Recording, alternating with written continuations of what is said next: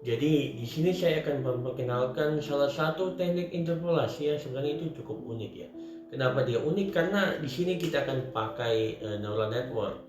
Dan neural networknya ini juga agak beda dari yang lain karena yang dibikin dia unik itu kita bakal ketambahan satu loss function tambahan selain main square error yang biasa kita pakai, dan dan loss function yang kita pakai itu mengintegrasikan dengan persamaan fisis untuk case yang kita mau interpolasi itu.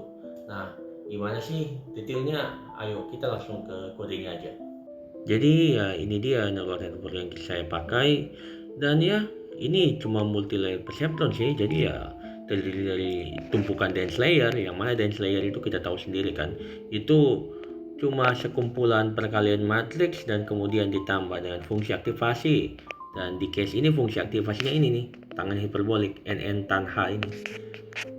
Terus mana persamaan fisis yang tadi disebutkan itu? Nah, di sini persamaan fisis yang saya pakai buat integrasi dengan multilayer perceptronnya itu ini dia, ini fungsinya. Dan di sini persamaan fisis yang saya pakai itu persamaan kontinuitas dan momentum. Nah, ini dia. Ini di sini saya melakukan ya seperti do u do y, dv dx, dv dy ya. Ini jadi partial differential equation itu semuanya dirangkum di sini. Nah, ini sebenarnya ini gak serta merta kayak persamaan momentum dan kontinuitas di Navier-Stokes sih. Saya nggak langsung pakai keseluruhannya. Ini saya modif sedikit karena data yang saya pakai itu sedikit kurang ya. Jadi ada beberapa parameter yang nggak ada di sini.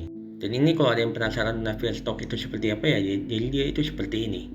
Ini kan bisa dilihat sendiri kan, ini parameternya banyak. Jadi karena saya nggak punya beberapa ya saya modifikasi aja.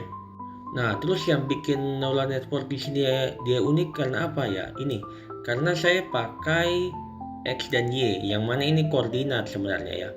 Koordinat dari data yang mau saya interpolasi. Oh ya, in my case in here data yang saya pakai itu data ini nih. Dan data yang mau saya pakai itu ini data rason, dan bisa lihat sendiri kan datanya lumayan jarang sih. Ini tuh data angin yang saya mau ambil. Dan di sini saya pakai Latin Hypercube Sampling biar spawn titik random tapi secara merata. Itu tuh buat input dari loss function physics tadi yang akan kita pakai. Di next partnya saya akan bahas hasilnya gimana, perbandingan dengan neural network gimana, terus stabilitas numeriknya itu kayak gimana. Oke.